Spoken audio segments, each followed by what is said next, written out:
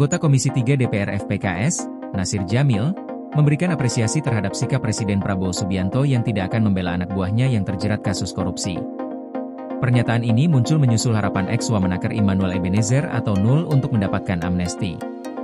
Nasir menilai langkah Presiden Prabowo sebagai sikap kesatria, sekaligus menegaskan asas praduga tak bersalah tetap berlaku bagi Nul. Nasir menambahkan, sebagai Presiden, Prabowo tidak akan gegabah memberikan hak pengampunan kepada warga negara yang menghadapi masalah hukum, termasuk mereka yang terlibat tindak pidana korupsi. Meskipun wajar bagi Nul untuk berharap mendapatkan amnesti, keputusan akhir tetap berada sepenuhnya di tangan Presiden. Nul sendiri telah ditetapkan sebagai tersangka oleh Komisi Pemberantasan Korupsi. Saat hendak digiring ke rutan, ia sempat meminta amnesti kepada Presiden Prabowo.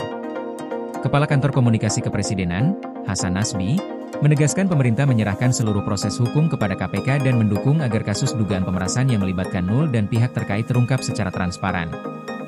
Hasan menekankan, selama 10 bulan terakhir, Presiden Prabowo konsisten mengingatkan jajarannya untuk bekerja keras demi rakyat dan tidak melakukan korupsi. Peringatan tersebut diulang secara berkala untuk menekankan keseriusan Presiden dalam memberantas korupsi. Presiden Prabowo, menurut Hasan, tidak akan membela siapapun yang terlibat korupsi, termasuk anak buahnya sendiri, dan menyerahkan sepenuhnya penegakan hukum kepada KPK.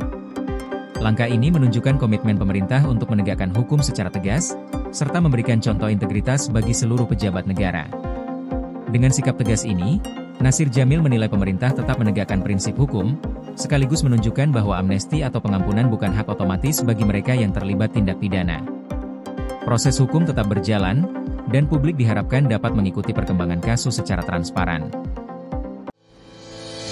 PLN UIPS BU lakukan sosialisasi besaran kompensasi ROW jaringan 150 kV Blampidi Tapak Tuan guna hadirkan listrik untuk rakyat. UP2B Kaltimra, pastikan keandalan listrik untuk rakyat melalui strategi operasi adaptif dan skema pertahanan sistem.